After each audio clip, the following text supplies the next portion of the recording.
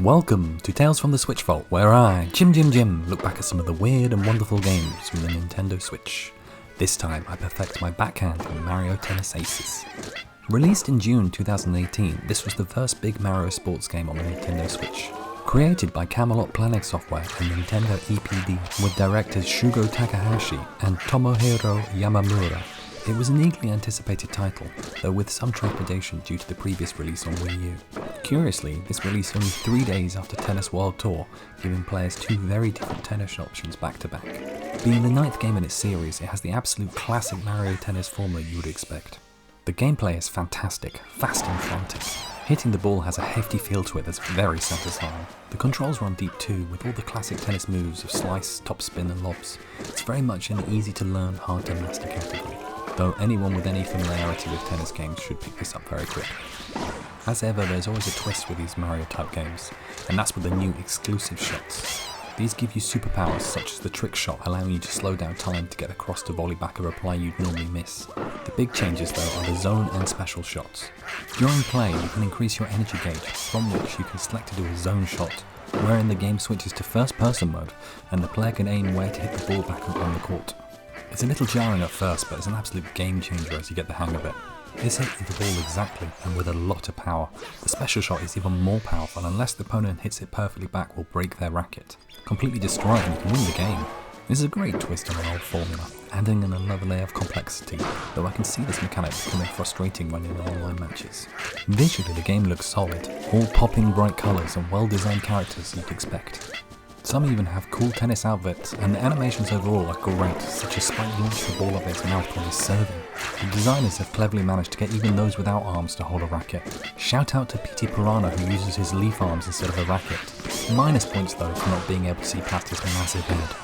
Each court is pretty distinct, leaning into the more realistic Marina Stadium on the one side, with grass, clay and hard courts, then going all out on Mario World on the other side with Bowserland-esque Inferno Island. It's nice to have the variety, although some courts need unlocking through gameplay. Also, I really like the crowds, just a ton of toads, penguins and Koopas cheering on. It's great fun. As for the music, the legendary Motoi Sakuraba returns for another Mario Tennis game and brings some good tunes to play along to. Sporty and upbeat, they do the job. Though I must confess I find the matches in this game intense, and as such barely notice when the music's playing. It's a shame, but there's little of the downtime you have in golf or even soccer.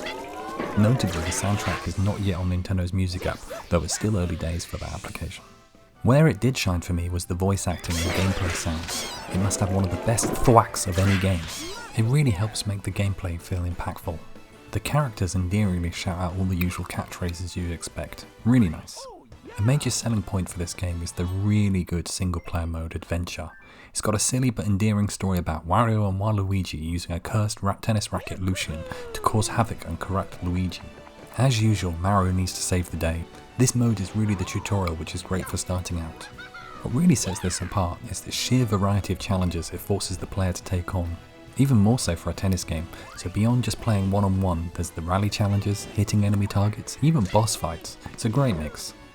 There's even RPG elements where you can attain more powerful rackets as you go, as well as increase Mario's stats like shot speed, run speed and agility through leveling up. These increase significantly when beating a level, but will still go a bit even when you lose. All in all, it's what you'd expect from a modern Mario sports title.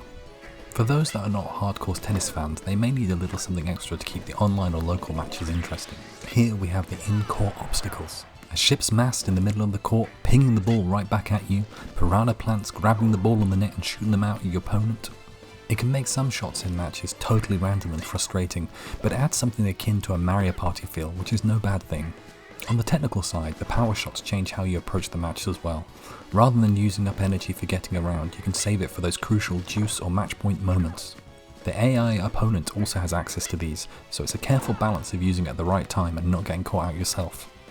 Even with the 6-hour single-player campaign, this game is packed with content for both at home and online. After its release, there were plenty of online tournaments as well as regular drops of new characters and modes. The former has now stopped, but thankfully the game is now feature complete with everyone.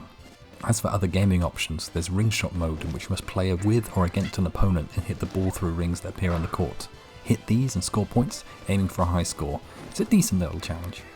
The The other major addition is motion controls in swing mode, using a Joy-Con in hand and seemingly attempting to develop the Wii Sports tennis game.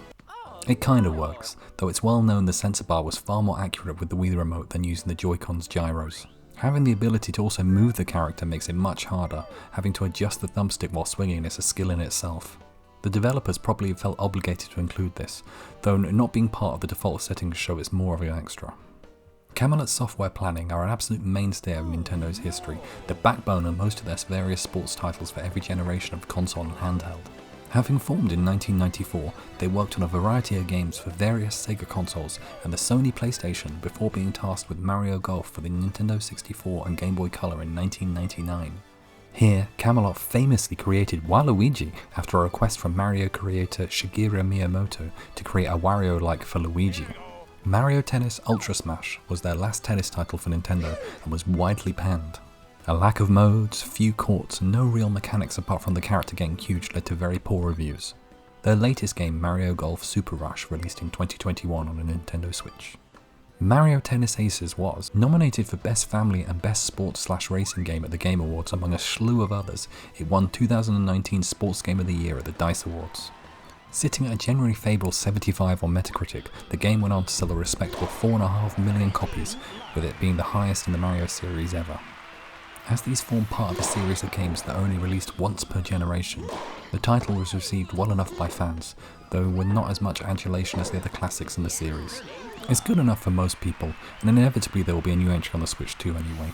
There are alternatives though, and for those that have Nintendo Switch Online, there is Tennis for the NES, or the particularly beloved Mario Tennis for the Game Boy Color. If you're a fan of the pixel art, it's a great one to go back to, particularly with an excellent story mode. Mario Tennis Aces is a big step up from my last court-based game in tennis on the original Game Boy. It's really good though, I'd still have some improvements. The practice mode is okay, though I'd like to have that a bit more customizable and easier to hone in on one area you need to improve.